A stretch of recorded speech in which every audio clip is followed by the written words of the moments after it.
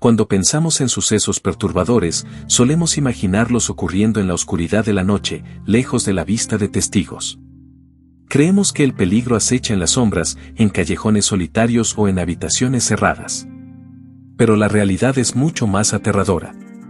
Hay momentos en la historia donde el horror ha ocurrido a plena luz del día, en lugares públicos y frente a testigos que, ya sea por miedo, sorpresa o impotencia, no pudieron evitar lo inevitable. Desde tragedias televisadas en vivo hasta crímenes cometidos sin la más mínima discreción, estos sucesos nos recuerdan que el peligro no siempre se esconde en la oscuridad. Hoy exploraremos 5 eventos impactantes que ocurrieron bajo el sol, dejando una huella imborrable en la memoria de quienes los presenciaron. Número 5. El caso de Kitty Genovese es conocido por su impacto en la psicología social y la criminología, pero hay un detalle que lo hace aún más perturbador: la indiferencia que se percibió no solo en la madrugada del crimen, sino también en la mañana siguiente, cuando la luz del día reveló la cruda realidad de lo sucedido. Mientras la noche cubría el horror de su ataque, el amanecer expuso lo que parecía ser la frialdad de una comunidad que, según el mito popular, no hizo nada para ayudarla. El ataque comenzó alrededor de las 3 de la mañana, en la penumbra de una calle tranquila en Queens, Nueva York. Kitty fue apuñalada por Winston Moseley y sus gritos de auxilio interrumpieron la calma nocturna. Aunque algunas luces se encendieron en los apartamentos cercanos y se escucharon voces, nadie bajó a ayudarla en ese momento. Sin embargo, lo verdaderamente escalofriante ocurrió horas después, cuando la luz del día reveló el horror de la escena. El cuerpo de Kitty yacía en el suelo, ensangrentado, en el pasillo trasero de su edificio, visible para cualquier vecino que mirara por la ventana. A medida que el sol salió y la ciudad cobró vida, la escena del crimen permaneció intacta por un tiempo. Algunos vecinos pasaron cerca sin intervenir, otros vieron el cuerpo pero no se acercaron. Fue hasta las 4:15 de la mañana, casi una hora después del primer ataque, que Carl Ross, un vecino, finalmente llamó a la policía. Cuando los agentes llegaron, la luz del día ya iluminaba la tragedia. El pavimento estaba manchado de sangre, y el silencio de la noche había sido reemplazado por la rutina matutina del vecindario. Los oficiales encontraron a Kitty apenas con vida, pero murió en el trayecto al hospital. Lo más inquietante es que, en la mañana siguiente, la comunidad continuó con su vida cotidiana como si nada hubiera pasado. Número 4. El 1 de junio de 2015, Catherine Schepel, una turista estadounidense de 29 años, visitó el Parque de León cerca de Johannesburgo, Sudáfrica. Catherine era una editora de efectos visuales que había trabajado en producciones como Game of Thrones, y en ese momento se encontraba en un viaje para recaudar fondos para la conservación de la vida silvestre en África. Acompañada por un guía local, viajaba en un automóvil a través del parque, donde los leones pueden moverse libremente mientras los visitantes los observan desde la seguridad de sus vehículos. Pero un pequeño error resultó fatal. Catherine bajó la ventanilla para tomar fotografías, sin darse cuenta de que un león se acercaba sigilosamente. El ataque ocurrió en pleno día, en un área abierta, mientras otros turistas observaban desde sus vehículos. De repente, el león saltó sobre la ventanilla abierta y hundió sus fauces en Catherine ante la mirada atónita de su guía y otros visitantes. El contraste entre la tranquilidad del safari y la violencia del ataque hizo que la escena fuera aún más impactante. Lo que debía ser una experiencia inolvidable de conexión con la naturaleza se convirtió en una pesadilla vista por múltiples personas. A diferencia de muchos ataques de animales, donde los depredadores huyen tras sentir la presencia humana, este león permaneció junto al vehículo incluso después del ataque.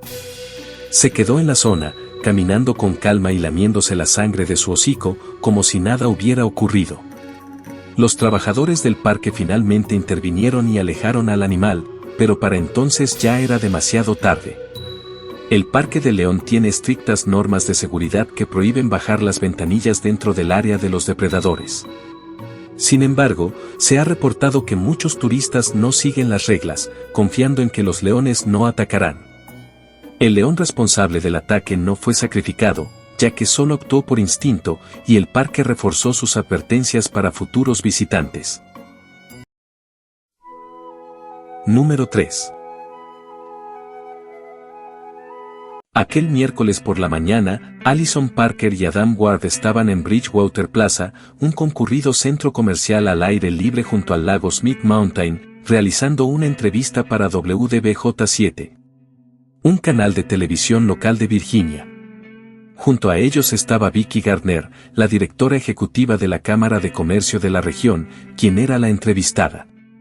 El día era soleado y aparentemente tranquilo. La gente caminaba por la zona, el lago reflejaba la luz de la mañana y la transmisión avanzaba sin problemas.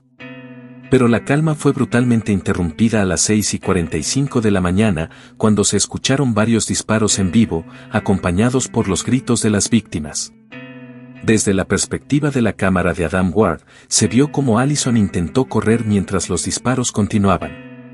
La transmisión se cortó abruptamente, regresando al noticiero en el estudio, donde la conductora quedó visiblemente en shock. Mientras la audiencia procesaba el horror de lo que acababa de suceder, el atacante siguió grabando el crimen desde su propia perspectiva, para luego subir el video en redes sociales. Después del ataque, Beste Flanagan huyó en su automóvil, iniciando una persecución policial en las carreteras de Virginia. Durante su fuga, seguía tuiteando y justificando sus acciones, culpando a sus excompañeros por supuestos maltratos. Mientras el sol seguía iluminando la escena del crimen, la búsqueda del asesino también ocurría a la vista de todos, con helicópteros y patrullas rastreando su auto en plena autopista. Finalmente, la policía lo alcanzó alrededor de las 11:30 de la mañana. Flanagan se disparó a sí mismo antes de ser capturado y murió más tarde en el hospital. Número 2. El 22 de julio de 2011, Noruega fue escenario de uno de los ataques más brutales de su historia. A plena luz del día, en un campamento juvenil en la isla de Utia, un hombre armado desató una masacre que se prolongó por más de una hora, cobrando la vida de 69 personas, en su mayoría adolescentes. Lo que debía ser una jornada de verano pacífica y llena de actividades se transformó en una pesadilla vivida a plena luz del sol, mientras los jóvenes intentaban desesperadamente escapar del asesino. Sin posibilidad de esconderse ni de recibir ayuda inmediata, fueron cazados uno por uno, en un entorno que se convirtió en una trampa mortal.